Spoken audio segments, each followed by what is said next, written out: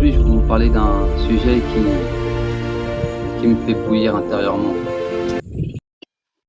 Je vous invite à découvrir votre boutique du bien-être sur laslas.com. Profitez de nos produits 100% naturels et n'oubliez pas, votre achat contribue à soutenir un entrepreneur du Bénin. J'espère que vous allez bien. Alors aujourd'hui, je vais vous parler d'un sujet qui m'énerve, qui est un sujet que je ne comprends pas. J'essaie de méditer, d'essayer d'avoir une certaine réflexion sur ce sujet, mais à chaque fois, bon, j'ai pas de réponse qui me viennent. Je me dis c'est comme ça. Bon. Après, évidemment, il y a des réflexions des réponses un peu plus profondes qui viennent de le pourquoi du comment.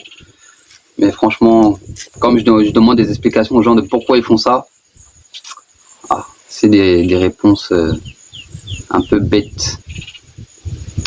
Alors ce sujet, c'est quoi? Pourquoi nous devons taper nos enfants avec une sévérité extraordinaire, exceptionnelle? Je vais raconter une petite histoire. Ici au Bénin, les enfants ils sont en formation, que ce soit couture, que ce soit coiffeur, que ce soit la mécanique, etc. Donc la dernière fois, j'étais parti dans un garage pour réparer ma voiture. Et bon, je savais que ça allait prendre du temps, donc j'ai pris un livre. Je lisais mon livre. Et puis, au bout d'un moment, moi je suis là comme ça, je lis mon livre. Et puis je sais pas pourquoi, mais mon esprit me dit, j'entends des bruits un peu, mais je lève la tête, je regarde au loin. Donc je vois les apprentis, ils sont tous là en train avec leur professeur, on va dire. Ils sont là autour de lui, et lui il est en train de faire quelque chose. Et je vois trois autres qui sont là juste à côté. Puis je regarde, mais je vois pas la situation tout de suite là. Qu'est-ce qui se passe devant moi? Et puis je suis là, et puis 3 secondes, 4 secondes après, ma vision s'éclaire. Et je vois qu'en fait, il y a un jeune qui est en train de taper 2 autres jeunes avec un bout de bois. Donc ils sont là. Donc c'est des jeunes, excusez-moi. Je voyais un apprenti taper 2 autres apprentis. Donc ils sont là, ils mettent leurs mains, et puis leurs mains comme ça là, et puis ils se font taper. Waouh, waouh, waouh.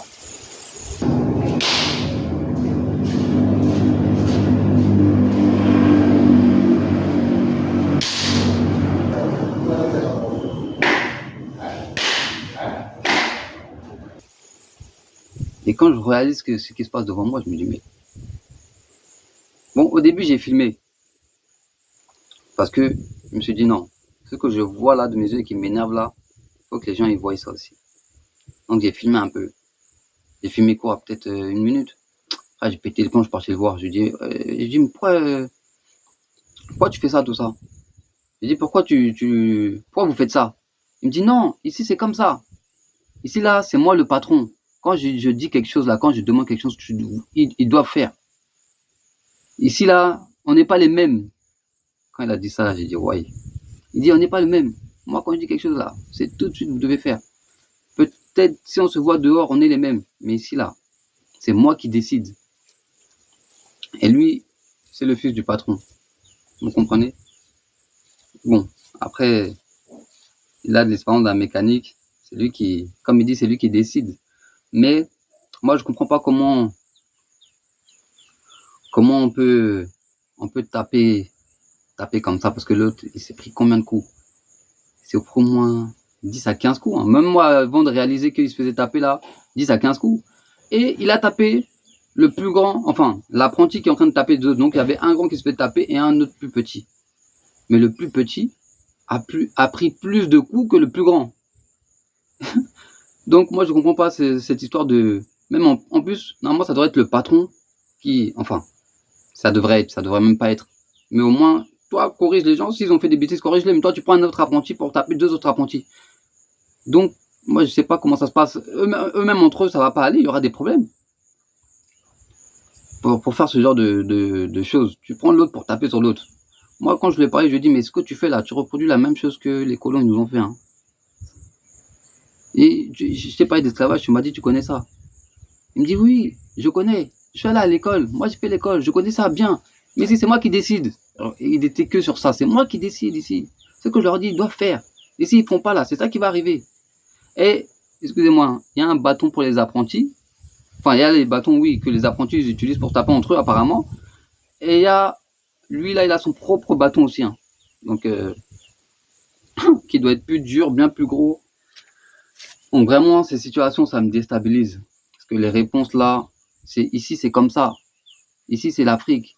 Ici, on n'est pas en Europe. Hein. Ici, c'est pas la France. Hein. Ici, c'est l'Afrique. En Afrique, c'est comme ça que ça se passe. Mais je me dis, mais d'où ça leur vient, cette mentalité de... Parce qu'ici, c'est l'Afrique, donc on tape comme ça. Moi, je sais pas. Moi, je vois, c'est que de la bêtise. C'est des choses qui vont pas nous faire nous améliorer dans le temps. C'est de l'abrutissement. Parce que en faisant ce qu'ils font, le petit va reproduire exactement la même chose. Et franchement, moi, j'ai pas de mots, franchement, je parle avec vous là, mais c'est juste pour partager un ressenti. Mais j'ai pas de mots. Et puis après aussi, qu'est-ce qui s'est passé? C'est qu'il y a un petit, il est en train de nettoyer ma pièce de voiture, et je lui dis, oh, tu peux nettoyer juste là comme ça, s'il te plaît. Et malheureusement, j'ai fait ça à côté du grand patron, alors, le papa de l'autre là qui donnait les coups là. Et le papa, il est venu, donc le petit était là, il avait la pièce, tout ça. Le papa est venu, bam, bam, bam, et le petit là, sa tête, ça faisait comme ça. Là, avec moi, ça bougeait pas. Il a pas bougé. Il continuait et sa tête est sur le côté. J'ai dit, ah ouais. Et là, laisse tomber. Même moi, je me suis dit, mais pourquoi je lui ai demandé quelque chose? Pourquoi j'ai parlé devant lui? Ah là là. Et ça, c'est une situation, franchement, bon. Quand il a tapé l'autre, le petit là, le sous-patron là, il a tapé avec. Il a fait l'autre taper avec le bois. Là, ça, j'ai jamais vécu ce genre de situation. D'habitude, c'est bon. Je suis déjà allé chez d'autres mécanos. Eux, ils font quoi, les patrons, des fois, bon, des baffes dans la tête, etc., etc. Mais là, avec la main, là, poser ta main et on te tape comme ça. J'ai jamais vécu ça et franchement, ça m'horripile, ça me dérange mon esprit. Je suis obligé d'intervenir. Parce que pour moi, c'est intolérable, c'est du n'importe quoi, c'est de l'esclavage tout court. Tu reproduis ce que les colons nous ont fait. Donc voilà. Donc aujourd'hui, je vais vous présenter ma fille parce que je veux avoir son ressenti par rapport à ça en tant qu'enfant. Qu'est-ce qu'elle en pense? Parce qu'elle a vécu la même chose aussi avec sa mère. Donc elle va nous expliquer la situation, donc comment ça s'est passé, comment ça s'est déroulé. Donc je vous présente ma princesse, Emilia. Elle va nous dire son expérience depuis qu'elle est au Bénin sur ce sujet-là. Alors, c'est quoi ton expérience par rapport au coup? Mais la première fois qu'on est venu au Bénin, donc les parents nous avaient scolarisés à Porto Novo, dans une école, et c'est à ce moment-là où j'ai vu qu'à l'école, ils tapaient les enfants. Est-ce que ça t'a choqué ça? Au tout début, oui. Hein. Oui. Je me demandais s'ils allaient faire la même chose avec moi au cas où. Donc, ouais, ça mettait quand même une petite pression. Et comment il tapait les enfants et pourquoi? Déjà, pourquoi il les tapait? Pourquoi? Ouais, déjà. Tout simplement, des fois, ils discutaient trop, ou même ils faisaient des bêtises en classe? Des bêtises, ou ils étaient trop agités. Souvent parce qu'ils étaient trop agités. Donc, il y avait toujours un surveillant dans la classe. Il y avait le professeur et un surveillant tout derrière de la classe. Et le surveillant, du coup, il les tapait, mais comme papa l'a dit, les deux mains comme ça, et avec un bâton bien épais. Hein. Des fois, il pouvait donner 10 coups ou 5 coups, mais ça dépendait quoi. Ça dépendait des bêtises. Plus la bêtise était grande, voilà. Plus on te tabassait quoi. Donc, ouais. C'est vrai que ça doit pas être facile. Et est-ce qu'ils tapaient par rapport aux devoirs? Si les devoirs étaient mal faits ou s'ils n'avaient pas compris quelque chose dans la classe, est-ce qu'ils tapaient par rapport à ça? Des fois, ils faisaient tout simplement pas les devoirs ou des fois, ils avaient eu des mauvaises notes. Et souvent parce qu'ils avaient eu des mauvaises notes. Ils les tapaient pour ça. Et les sanctions, est-ce que c'est toujours... c'est que les mains ou des fois il y avait d'autres sortes de coups? Ça, j'ai vu ça une seule fois. Ouais. C'est... Surtout, il y avait un petit, il s'appelait Jean-Claude, je crois. Et il était tout petit, peut-être cette taille-là. C'est quoi, 1m20, 1m30? Voilà, on va dire ça. 1m50? On va dire ça. Ok. Donc lui, c'est à ce moment-là où j'ai découvert ça. Il prenait une table d'un élève, il le posait dessus et il les tapait comme ça. Ah, j'ai pas compris, t'as dit quoi? Il prenait une table, il posait l'enfant dessus et paf, il tapait comme ça. Comment ça, il prenait une table? C'est-à-dire, il posait une table... Oui, une table d'élève. Une table d'élève, l'enfant montait dessus? L'enfant montait dessus. Et après, on tapait les fesses? On tapait comment? Mais avec le bâton. Et taper les fesses? Oui. Ok, d'accord. Ça, t'as pas dit, hein, t'as pas déclaré ça. Ok. Et par rapport... t'as eu aussi une autre expérience avec ta maman? La première fois que je me suis fait coiffer. Voilà, donc raconte-nous un peu comment ça s'est passé. La première fois où je me suis fait coiffer, c'était à Porto-Novo, pas très loin de la maison. Et c'est pendant que je me coiffe, pendant que les coiffeuses me coiffent. Je sais pas pourquoi, hein, mais ça, c'est pour quelle raison. Mais en tout cas, on a vu comment je pourrais l'appeler, un apprenti? Un apprenti, voilà, un apprenti qui se faisait taper. C'était plutôt une apprentie, c'était une fille. Et elle se faisait taper.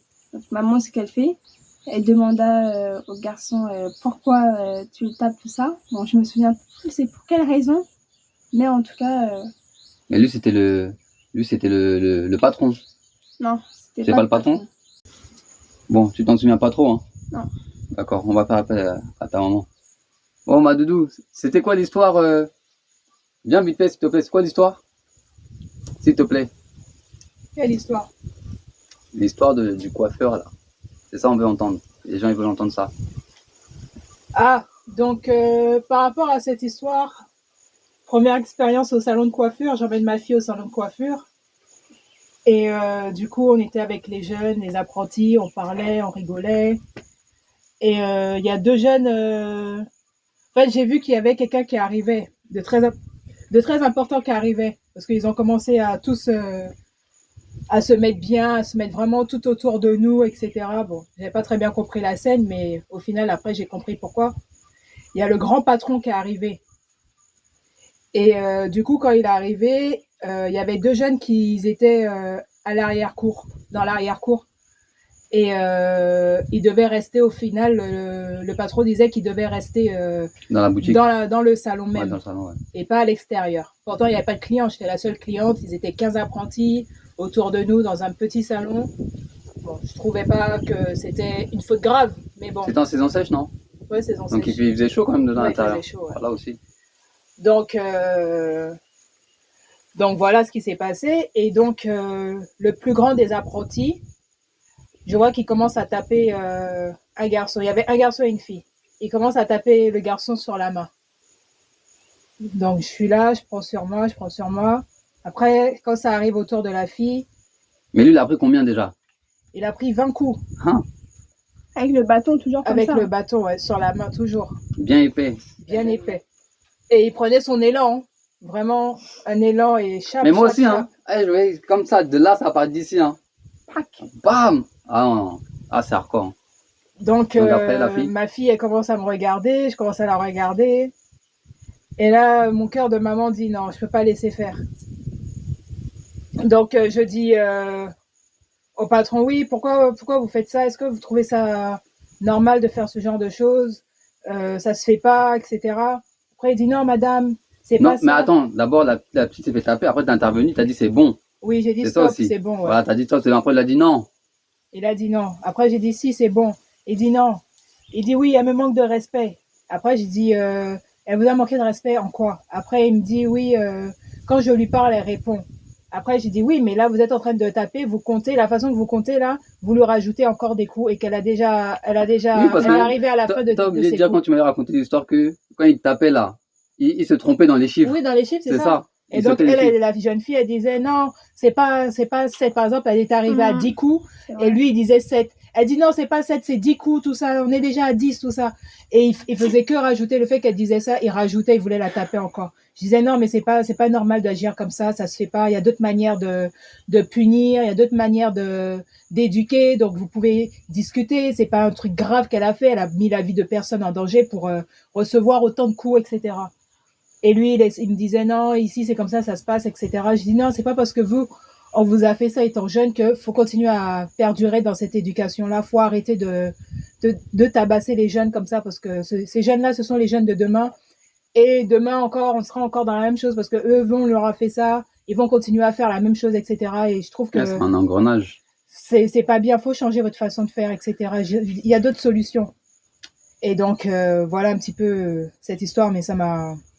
J'étais au bord des larmes hein, quand vous vivez ça pour la première fois là. Ça bouleverse tout le monde. Hein. Ah, ça fait mal au cœur. Moi, au début, tu parles pas parce que tu sais très bien que... Ils vont prendre plus si tu parles. Non, mais tu sais aussi que c'est comme ça que eux ils fonctionnent. Oui. Tu vois. Donc tu veux pas trop parler parce que tu sais, on va toujours te dire ah vous les yovos, vous là, ici on n'est pas en France. J'ai vécu une expérience comme ça avec j'allais récupérer un colis et j'entendais une jeune fille crier, hurler. Je me dis mais qu'est-ce qui se passe, etc. Maintenant, je me rapproche du salon de couturière. Chez la couturière, du salon de la couturière. Maintenant, je vois, il y a une maman qui est derrière un rideau avec une jeune fille. Elle tabasse la petite, elle la tabasse. Je dis, maman, c'est bon, faut arrêter, c'est bon, elle a compris. Elle dit, non, elle a pas compris. Toi, tu es qui? Pourquoi toi? Vous, les yovos? Elle était très fâchée. Ouais, hein. Vous les yovos, en Europe là-bas, vous tapez pas vos enfants. J'ai dit si, moi j'ai déjà tapé mes enfants, je tape mes enfants, mais au bout d'un moment, faut arrêter. T'es en train de déverser toute ta haine sur le corps de l'enfant. J'ai dit au bout d'un moment, faut arrêter. Et là, vous les yovos, vous tapez pas les enfants, hein? Vous êtes des Européens, vous les Européens. Elle commence à crier. Je dis madame, c'est bon. Moi, je voulais juste qu'elle arrête de taper la petite. Donc, elle pouvait m'insulter, elle pouvait crier. Tant qu'elle arrêtait de taper l'enfant, moi, ça m'allait. Il y a une autre histoire aussi, hein. C'est que là aussi, là, vous voyez, juste en parlant de ce sujet-là, il y a beaucoup de choses qui nous ont marqué. Quand on habitait à Porto, là, les voisins qui étaient à côté de nous. Eux, c'était grave aussi. On se réveillait 4h du matin, t'entends bah. Petit qui court. T'entends parce que les pleurs, là, t'entends les pleurs, ça s'éloigne, ça se rapproche. Le petit court, il a pris des coups. Après, on apprend parce qu'il a fait pipi au lit. 5h, 4h du matin. Ça, c'est sévère. Pipi au lit. Il y a quoi d'autre aussi? Moi aussi, quand j'étais l'espérance du champ, là. La femme à Jarad, là. Un petit de 3 ans. Hein. Elle a chicoté malement. Ah là. On dirait que quand ils chicotent leur enfant, là, il n'y a pas de cœur, il n'y a rien. Mais le petit, il avait 3 ans. Hein. Elle a chicoté parce que je lui avais acheté un ballon. Un petit ballon en plastique. Et le petit, il a crevé ça avec un couteau. Donc du coup, sa mère, elle lui a mis au moins... c'était plus de 20 coups. Attends, moi, j'étais là. Sous la paillote, là. J'étais là. Je disais, c'est toujours comme ça, comment ça, hein? Toi, t'es là en tant qu'étranger, là. Le yovo, comme ils disent. Là, tu supportes dans ton corps, tu supportes. Après, tu dis, oh, c'est bon, c'est fini. C'est fini, après, t'interviens. Mais vraiment, ce sujet-là, là. Moi, je sais pas, pour vous, comment ça se passe, là. Vous qui revenez de la diaspora, là, même qui sont africains, hein, nous entiers, mais c'est la même chose. Mais vous qui revenez en Afrique, là, comment ça se passe? Même si aussi, je sais que les gens qui sont en Europe, là, c'est vrai que les parents aussi tabassent dur. Mais je trouve que c'est pas pareil qu'ici. Ici, ils tabassent avec une légèreté, c'est normal. C'est vraiment dans les gènes, on te tabasse, c'est même de l'exécution, j'ai envie de te dire. On t'exécute sur place. Oh là, franchement, ça fait pitié, ça fait mal au cœur. Mais dites-nous en commentaire, comment ça se passe pour vous, ceux qui reviennent, qui sont de la diaspora, qui reviennent ici. Est-ce que vous intervenez? Est-ce que vous restez spectateur? Qu'est-ce que vous faites? Parce que nous, là, on est dépassés. Hein. Bon, je veux pas dire on s'habitue, mais nous, on supporte, quand c'est bon, on intervient. Que y en a, ils abusent trop, franchement. Taper à tout va comme ça pour rien du tout. Le pire, c'est ça, c'est rien du tout. Moi, des calottes par-ci, des gifles. C'est même pas des calottes, c'est que des baffes. C'est ça, c'est baffes. C'est même pas calottes, gifles, c'est baffes. Bon, nous, on va s'arrêter là. Hein. On a déjà trop dit même. Là, c'est vraiment une expérience de vie qui a mal au cœur. N'oubliez pas de vous abonner, de liker et partagez-nous en commentaire ce que vous ressentez. Je vous remercie, je vous dis à bientôt.